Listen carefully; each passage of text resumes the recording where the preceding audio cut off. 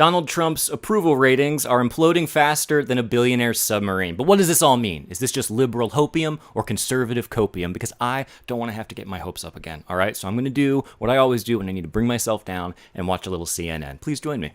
There is pretty much zero chance if Donald Trump's approval rating is 41% in November of 2026, the Republicans have any shot of holding the House of Representatives. There is no, I repeat, there is no precedent for a president's approval rating being as low as Donald Trump's is right now, and then his party holding on to the House in the midterm elections. We were talking about it yesterday. I mean, when you look at approval ratings this low, this early, you look at where the generic ballot is this low, this early, that usually spells doom for the president's party when it comes to midterm elections. Yeah, you hear that, Don? Doom. It spells doom for you, D-O-O-M, if your approval ratings stay around 41% for the next 2 years. Yeah, so take that, because what about you has ever been unprecedented? You know what I mean? This actually does make me feel pretty optimistic, though. It's just that Enton reminds me of something, and I can't quite put my finger on it. Oh yeah, 2016. And 2024. It's almost like the Democrats are still doing that strategy where they do absolutely nothing and just wait for Trump to self-sabotage. A strategy that I'm pretty sure has worked never. It's like that famous quote from Einstein, you know, where he's like, the definition of insanity is doing absolutely nothing and watching democracy get dismantled by a con man. You know the one. But maybe I'm just jaded from so many years of Teflon Don. I just can't help but think that he's going to see these poll numbers and they're just going to wash right over him.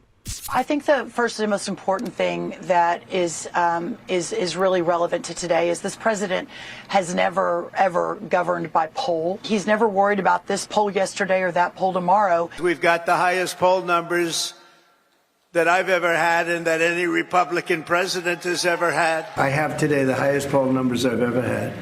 I have today the highest poll numbers of any Republican president ever. And what do you know, it took about 10 minutes for Donald Trump to go full drunk uncle on Thanksgiving over on Truth Social, which, by the way, is short for socialism. Did you know that? Yeah, it's actually called Truth Socialism. Don't tell his followers that, though. They'll be very upset. I do love the angle that Brooke Rollins is taking here, when she's like, oh, Donald Trump doesn't worry about the polls from yesterday or even the polls from tomorrow, you know? Like, he's just present. You know, he understands the power of now, and that clarity comes through mindfulness. It's really incredibly zen. As when he refers to pollsters as, let me just see here, negative criminals, sick, and the enemy of the people. So, namaste to you too, Don. Let's see how they're handling everything over at Fox News. This is President Trump's job approval rating on taxes, 38% approve, 53% disapprove. This is Fox News polling. 38% on the economy approve, 56% disapprove, 33% on inflation. We know this was huge in the election, 59% disapprove. I think with short-term pain, you're seeing it in the polls. People don't know really what's going on. Things are actually, some prices are going up, some are going down. This is not actually the immediate, great economy that the president spoke about. Actually, half the economists thinks we're going into a recession. All right, so those aren't great grades for little Don, but I'm sure like any good student, he's just going to buckle down and get to studying, you know? He's not going to go fire his teachers and put tariffs on the report card printers. Speaking of tariffs, those remain a hot button issue, and in response to concerns from Americans, specifically small business owners, the Trump administration sent out their Secretary of Charisma to calm everyone down. Are you worried about empty shelves? Because they say that a lot of these, the supply lines and the cargo ships are being held up. A lot of people are saying, turn it around. With the tariffs this high, I don't want the product. Are you worried about empty shelves? Not at present. We have some great retailers. I assume they pre-ordered. I think we'll see some elasticities. I think we'll see replacements. And then we will see how quickly the Chinese want to de-escalate. I'm honestly impressed they were able to get Sam Eagle from the Muppets. He's one of my favorites. It's kind of nice, though, seeing someone who's this boring in the Trump administration, you know? I don't know what it is. There's just, something refreshing about it. But the point is, these tariffs are nothing to worry about, y'all, because Trump has made 200 deals, okay? Made, past tense, 200, two zeros after it, 200 trade deals. Trump has made 200 trade deals. We have nothing to worry about, okay? Because what, do you think he's going to not tell the truth? No, not my Trump. No. He said he made 200 trade deals, so there is nothing to worry about. Sam Eagle, please explain it to the people. He said that he has made 200 deals on tariffs. 200 deals, Who has he made deals with? Is there actually any deal at this point? I believe that he is referring to sub-deals within the negotiations we're doing. And, Martha, if there are 180... But those aren't actual deals. Martha, if there are 180 countries, there are 18 important trading partners. Let's put China to the side because that's a special negotiation. There's 17 important trading partners, and we have a process in place over the next 90 days to negotiate with them. Some of those are moving along very well, especially with the Asian countries. Did that man just say sub deals? like a submarine? Because it's they're going it's going down. I think this administration needs a new czar of BS because that just feels lazy. A sub deal? What are they going to say next? They have the concept of a trade deal. Oh wait, they probably will say that. You know what though? It is that time of the day when my eyes kind of gloss over and I ask myself in a defeated tone, are the Democrats doing anything about any of this? Anything at all? Anything with energy? Anything? Never before in my life have I called for mass protests, for mobilization, for disruption, but I am now.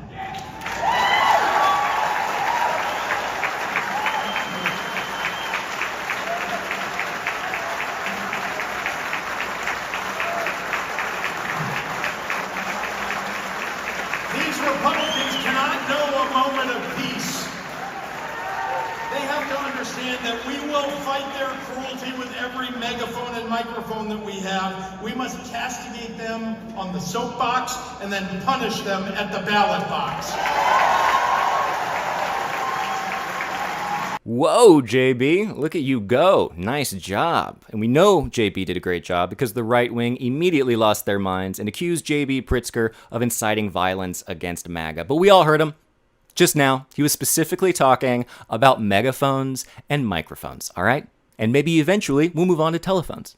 Maybe after that, we'll move on to saxophones. Maybe we'll jazz our way out of authoritarianism. I don't know. But it's nice to see a Democrat getting out there and telling people it's time to roll out instead of roll over. The question I keep coming back to is, are these sinking poll numbers actually reflective of real life? You know what I mean? Like, if you know any Trump supporters in real life, do you find them feeling the way that you would think they would feel based on these polls? I am genuinely curious, so please let me know in the comments. And don't get me wrong, I really hope they are. It's just, after everything, you know, after he got away with January 6th and 34 felonies and other bad poll numbers, and then that other thing, et cetera, et cetera, et cetera, et cetera, et cetera, it's hard not to be just a little bit skeptical. He's sort of underwater, and particularly on the economy, tariffs, and inflation, he's well underwater. You've still got some work to do in that front. A lot of people think that he's spending too much time on tariffs and not enough time on the economy and lowering prices. What do you say? Well, I don't want to make things awkward for you, John, but it is our opinion that Fox News needs to fire its pollster. And I won't surprise you with that. I don't think you're surprised that I'm saying that. But the Fox News pollster has always been wrong about President Trump. They were the ones that said all summer long that Kamala Harris was going to be the 47th president of the United States. So we don't acknowledge any of that polling. 3,400 kilos of fentanyl since you've been your last 100 days, which saved, are you ready for this, media? 258 million lives. Kids are dying every day because they're taking this junk laced with something else. They don't know what they're taking. They think they're buying a Tylenol or an Adderall and a Xanax, and it's laced with fentanyl, and they're dropping dead, and no longer because of you, what you've done. You know, this is shameless, unfiltered display of kissing Donald Trump's is enough to make any dictator blush. Stephen Miller, Pam Bondi, these people aren't just loyalists. They're political parasites. They feed off of Trump's power, not because they believe in anything, but because they want to stay close to it.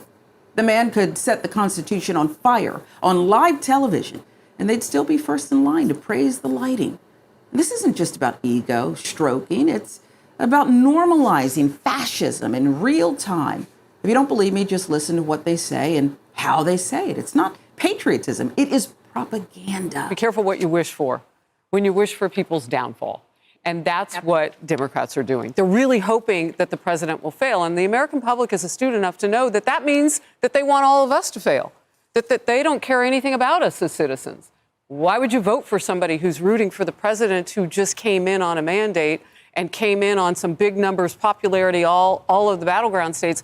Why would you say that you want to go against that man when the voters put him there? Because you don't like the voters? Be careful what you wish for. I also think it tells you everything about him that this is where he chooses to spend his 100th day.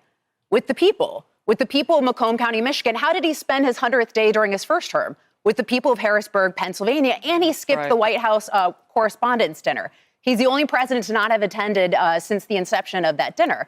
I think that shows you also why the media hates him. He doesn't play the DC game. This is an outsider. His only constituency is we, the people. It's the forgotten men and women who he has been messaging to since 2016, why he won. Let's talk about the media for a second. Trump loves to claim he's hated by the media because he's an outsider, a man of the people, a threat to the elite. But let's cut the crap. Trump isn't hated because he's outside the system. He's hated because he's corroding it.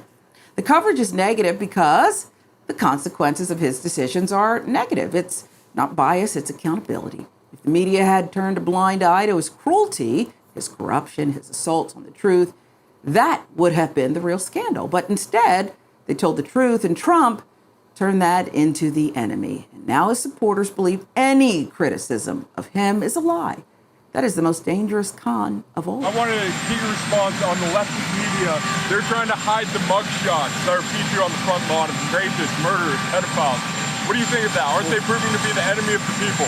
Well, I guess they are. I guess they are, right? Thank you. Who you with? I like your hat, by the way. Who you with? The gateway pundit, sir. I thought this was a really positive thing for our country when we've all been so divided.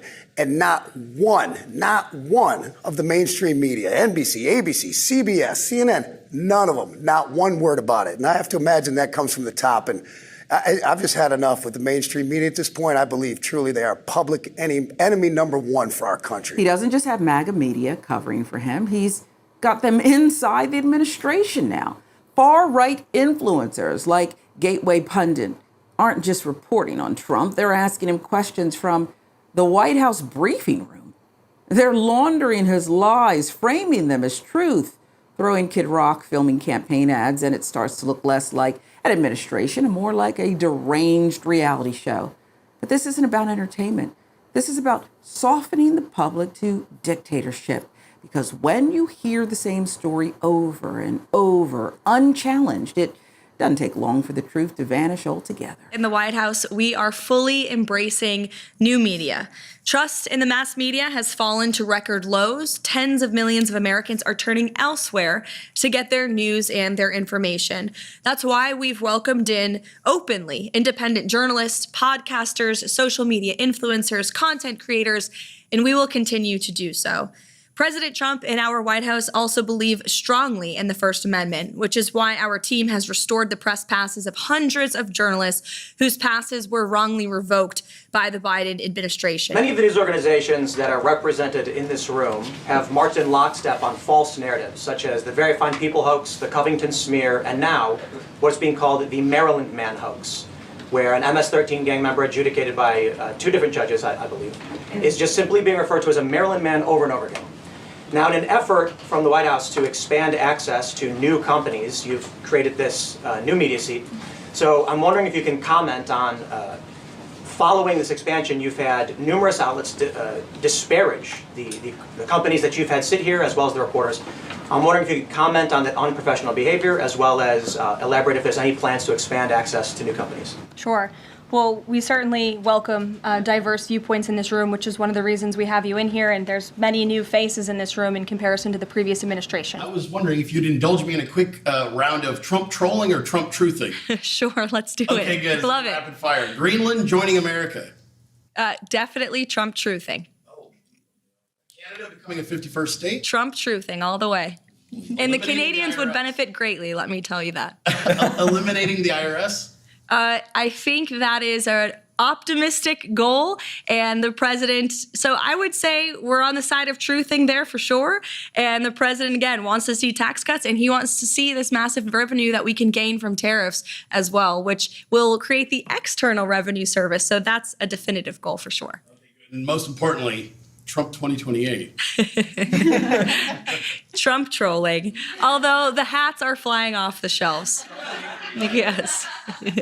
Link, go ahead. So one thing I've noticed in the first 100 days is that the White House is crawling with kids. You have a young, beautiful baby boy. There are babies everywhere. There's so many young folks on staff who have kids. But the last 4 years under Joe Biden, parents were really stressed and ravaged. They had to take on 2 or 3 extra jobs. Depression rates were up. Suicide rates were up. You're a very high-profile young mother who seems to juggle and balance it all beautifully. What advice do you have to young parents out there who are starting their careers, having kids, building families, and trying to find that balance so desperately? Yeah, well, it's a great question. And first, to the heart of your premise, it's true. The president has empowered not just me as a young mother in this role, but there are so many new moms and dads on our senior staff in the West Wing, but also across the entire administration. There are working moms and dads who are owing our country public service for President Trump while raising young families. And the president really empowers us to do that. And I commend him for that. He doesn't get enough credit for it. But as for the president is implementing policies every day to uplift young families and young people. And these MAGA reporters, well, they're not journalists, of course. They're performers. They've been handed VIP passes to the Trump White House because they don't challenge him. They echo him. It's a closed-loop feedback system where Trump sets the narrative, MAGA influencers regurgitate it, and their followers treat it as gospel. Take Tim Pool. He's not doing journalism. He's doing clickbait, cosplay with just enough faux neutral tone to confuse people who don't know better.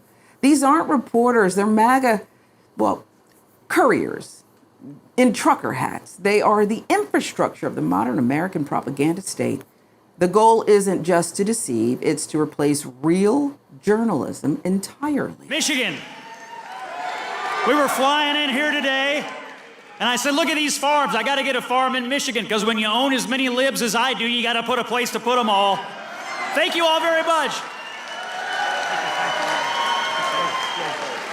Thank you, Scott. Scott Jennings said the quiet part out loud. For a lot of these folks, the goal isn't justice, it isn't policy, it isn't even winning elections. It's owning the libs. Well, that's it. That's the mission. Turn every debate into a blood sport, every tragedy into a meme, every human being into a political punching bag. And the more outrageous the performance, the more points they score. That's why cruelty isn't a bug in MAGA world. It's the feature.